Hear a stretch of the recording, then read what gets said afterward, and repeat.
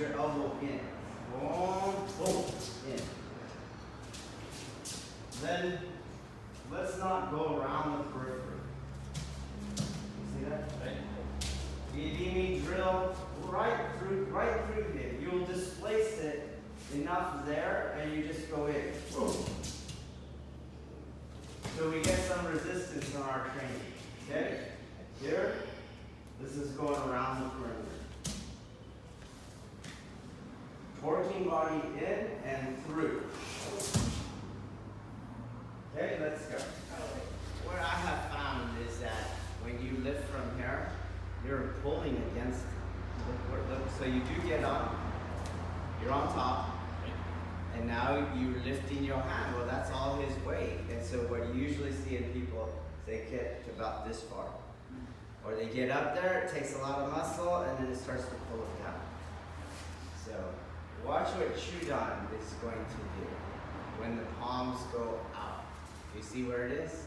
He's now not below me, you see? And Jodan is now pushing him up, not pulling him up. You get that? So if you're feeling like can't get it up there, it's being pulled down, you were short on your Chudan. Boom, there it is right there. Then it can come up.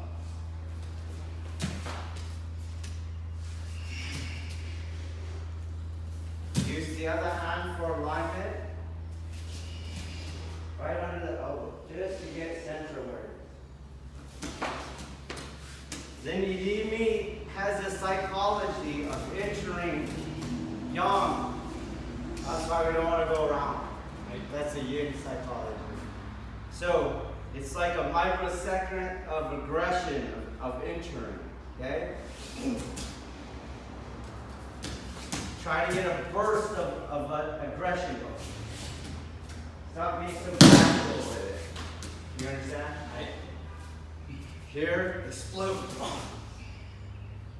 Okay? It's like 100th of a second of raw aggression. You don't take advantage of the training culture. Right. So I've been telling everyone to keep their grip. Okay. So you go like this. You see? And you watch my arm pattern. You see? That is not the universal pattern. The universal pattern here. You see? Look at the difference in the shape. You see? Other one. Okay? But you see that a lot. One, two. That's the part you miss.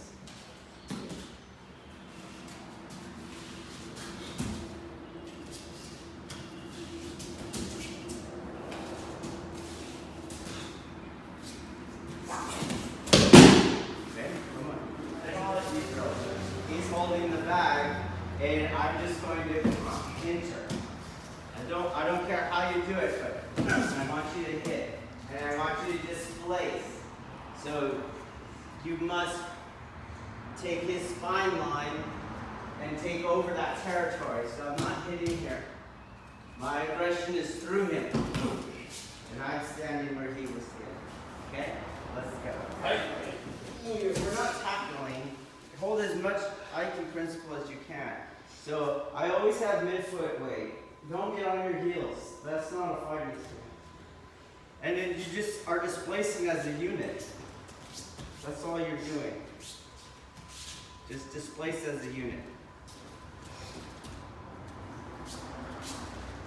So, and we're just going fast. You see? Midfoot, I didn't shove anything in. It's just in my mind. Right? I'm done going like this.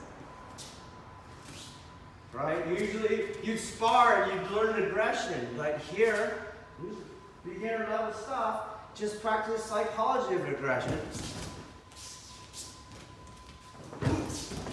Midfoot weight. Okay? Let's go. Not be rocked back. And you want to not be rocked back. So you got your ego going, and you got your ego going. And neither of those are brutal. Okay? It's a very simple fist. Like, where's his shikaku? It's over here. You're really lusting after moving him. Go around the back foot. See how I'm doing that? Don't go into the back foot. Hi. Go around the back foot. Hi. Okay? But terrible, terrible. Hi. Okay? So don't forget, like this tension that you have is also not it. Okay?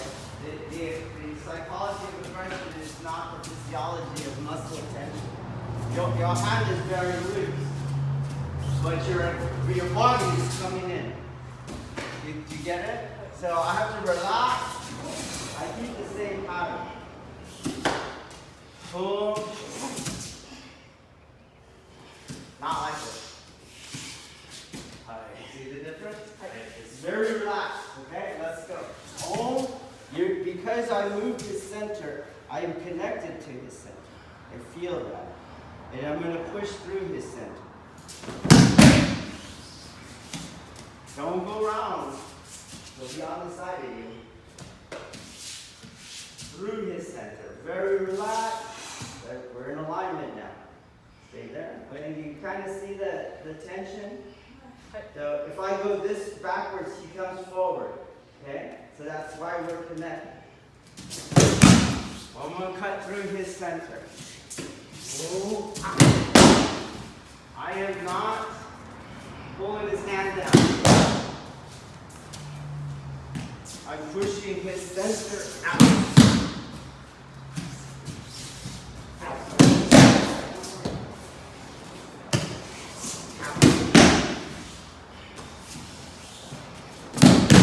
Complete the Irimi now.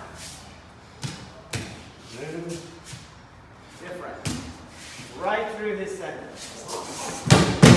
Okay, let's try. You see? Okay. She's going around the center. So she's doing a different technique. Her arm was here. You see? And she's cutting here. This technique goes like this to her body. You see that? You're up. I get her there, lay there, and I'm going to push her center. Oh. You see that? Watch the difference. Oh. That's pulling her center. 3%. You see that? So you can think of it as right here. There's her center, and I'm pushing the center. Okay? Try it again. I already have the kazushi, so I should just keep it going.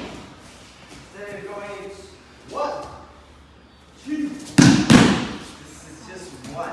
So explode. You see that? Okay, then 2. Remember that is not Kokyu. So my arm was relaxed, my arm is relaxed. It's just my spirit is not relaxed.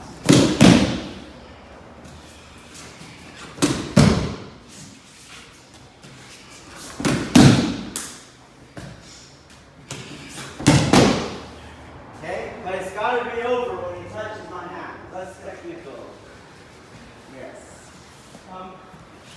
So when you were talking about this universal hand structure, is that something that can be applied not just in Aikido, but in everyday life? It sounds like kind of something that sort of. Well, remember in East Asian thought, you have this concept of concentric truth. So I always give you guys the analogy of the Russian stacking dolls. It's all right. We're not gonna, it's fine. So you guys all know those dolls. You open it up and there's one more exactly like that. So it's hard to call it Chinese because that meant something different when this thinking was being developed. Okay, so I generally call it East Asian. But in traditions that we now call Chinese, such as Taoism, Yin-Yang theory, you had this concept of microcosm and macrocosm. So it's true here, and therefore it can be true at larger levels. We have a sign somewhere in here, which says "so above, so below." That's that same concept. If you read Musashi's Book of Five Rings, he tells you the way of fighting 100 men is the same way as fighting one man. Limbs become like armies. You get it? Battalions, and you fight the same ways. This is the idea of concentric truth. So, when you have these arm movements, right, you're looking at generally an inward turning spiral, and then you can reverse these things so you have an outward turning spiral. And then you will have 3 heights, Jodan, Chudan, Gedan, but it is the same, either the inward turning spiral or the outward turning spiral. Do you get it? And this is not one of them. Okay? This has become one of them because we're not paying attention, but it's not what we're doing here. So if I want to lift my arm, it will be lifted on that spiral or this spiral. It will not be lifted straight up because this is weak and this is weak. Even if I get physically strong, eventually I get old and I can't do it anymore.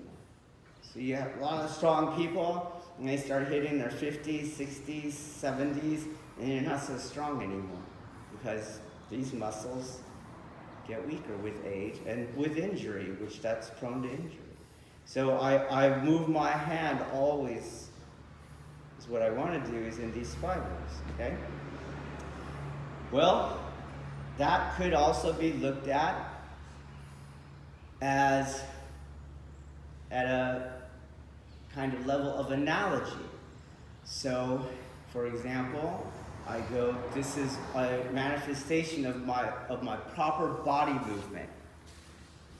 Well, what is that body movement doing? Well, I don't want to lift in a straight way.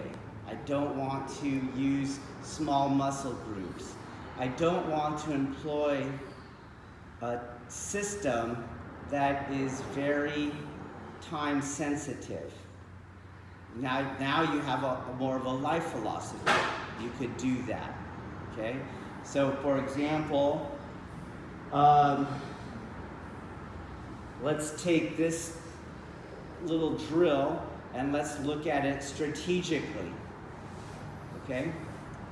If I go around the person and they are side by side with me, do you get it?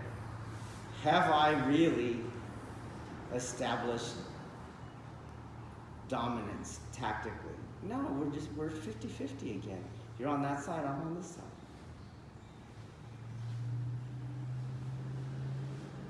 So if they have a weapon and I have a weapon, that's not a good place to be, to put someone behind my back in equal amount of positioning. So, but if they're just going to hold on to my wrist, then it would work. Do you see that? So it's working under a very small situation. Now we're not following that other, let's not have such limiting applications. Let's see if we can have a universal application. So then you can stick a weapon in the other guy's hand and it will not change the dynamics. You could take the weapon out of that person's hand, it will not change the dynamics. You can have another person coming in, it will not change the dynamics. Do you get it? So it's one application is able to answer many, many more situations. So that is nothing more than another Russian doll of the same physiological thing. So, and that is what you're supposed to do. So, well, I mentioned Musashi, and Musashi talked about the sword cannot be thought of as a trivial thing because all ways are in the sword. He can say that because he's employing this East Asian way of thinking. He is using that sword as a Russian doll for these other truths. So then he can inversely say, this is all those other dolls. You hear this today where a lot of people are talking about everything's Jiu-Jitsu, right? It's because they're able to see and apply, right? What is the principle of non-resistance? It's in the art, right? What is the principle of leverage? It's in the art. What is the principle of, communion of energy? It's in the art. So you can start using those as, and you're supposed to, as life philosophies, okay? But do not get confused with the modern way of this. So here's my caveat.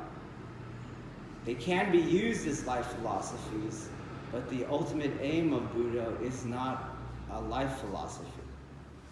It is a way of being. So if what I'm trying to do remains just a philosophy and it's not innately in me, then I'm not doing my Buddha. Which means that when my boss comes and gets on me and it takes 2 days for me to reconcile that energy and harmonize with it, then this is just an intellectual exercise. It's got to be immediate as you grab me, boom, you come in, you're the boss, you're yelling at me, it's triggering me, boom, I feel it, I Tenkan, right? I'm not there anymore, we're not in contention, I'm not suffering inside, and we get on with life and we move forward.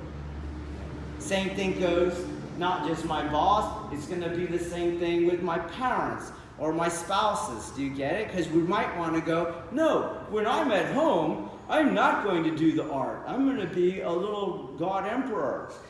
Do you get it? And then, but your art is now just intellectual, which is why we practice it. If we just wanted a philosophy, we would just have a university class. Any other technical questions on the technique? We all good? Nothing at all? No comments? Yes. Well, what I see, Sensei, is a lot of us were prioritizing the final getting down, but the mechanics of getting there put a lot of us at such a disadvantage that part never would come, number one. But even now that it's here because Uke cooperated, it's still way harder than it should be. So let's think about 2 ways of doing this technique, okay? I enter, the person is basically still upright, and then I use the hand to now bring them into a descending angle. Or I enter in such a way that they're already falling, and I'm now lowering the hand on a descending body. Which one takes less energy? The second one. So therefore, which one will have a higher mechanical feeling? Meaning, which one will I be able to do on a bigger person? The second one. Do you guys see that?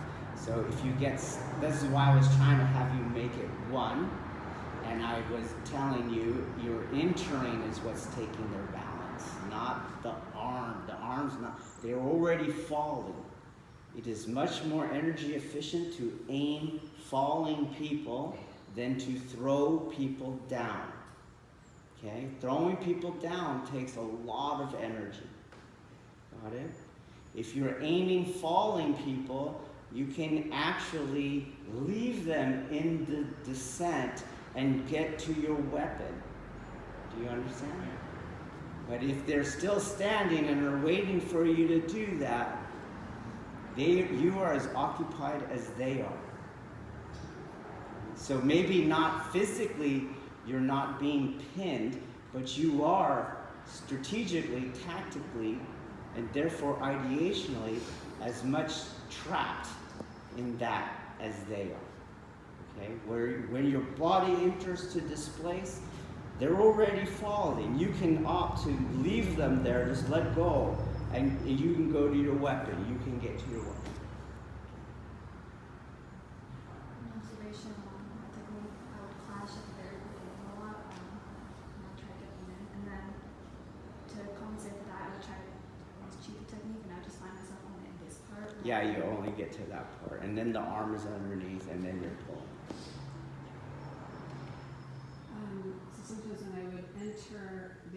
be on the side, is that Yeah. taking the wrong angle of entry? Yeah, a little bit. So usually what happens is, I think we had like different training cultures because we do the one where in other cultures you're expected to go to the side and you do kind of go more around. You use the distal and lever theory. Do you know what I mean? So when you do this, you use the mechanical engine that I will work on that perimeter of her arm to get this to move. But we're doing something different. You see how we're going like this, and we move them. And so the uke will do something else. So that, which is why I kept saying, keep your grip, because when you allow that little bit of movement, uke has a lot more leeway on what they can do and not do. Okay, but so if uke keeps their grip, and what sensei used to do is make people keep their grip, hold their hand until they get where they need to be. But what still happens, especially when you are not using your individual muscle groups, your arm is very relaxed, it is very difficult for the uke to, who is basically intellectualizing where to go, to know where to go.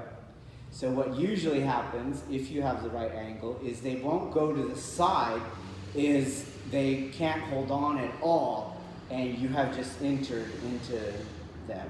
Do you understand that? But then Paco was able to figure it out at the end where our culture is expecting him to go, and then he was getting there at the end. But that, I think that's what you're talking about, right? How Paco kept hanging up on the side. So it's a mixture of both. He had a different training culture with that drill, and you were not entering straight away enough. Because what we should have seen is he just lets go and you're just coming in. Okay. Which is, again, a very important tactic. We were doing that in weapons too the other day with a kick. So the guy came in, we threw a kick, and as he's falling backwards from the blow, not falling, but moving backwards, boom, we came and hit again. Okay. So Michael had a call where he got charged after this person was threatening convenience store clerk. He got charged, he did the kick. The guy went backwards, and there was too much delay for my liking because there's an opening. You see, as the guy is going backwards, you have the initiative. But if you let him go backwards and he stops, now you have to regain the initiative. Okay, so if you enter into the body and he lets go, you will still have the initiative to go to something else. If you're going around the body and he lets go, there's no initiative. Okay, so we're choosing to go in tactically. But conditioning-wise, there's more resistance because there's more matter that you're trying to displace. So it's a better conditioning exercise, okay, which is how we were using it today. Yes. The observation, I've been noticing more and more in myself that I'm focusing, like sort of like you said, on the individual muscle groups. And there are some reps where I can feel that I'm sort of doing it more correctly, and I can feel that I'm more relaxed. It's like, oh, I guess that's what it's supposed to feel like. I'm just trying to work on getting. And that's how you learn.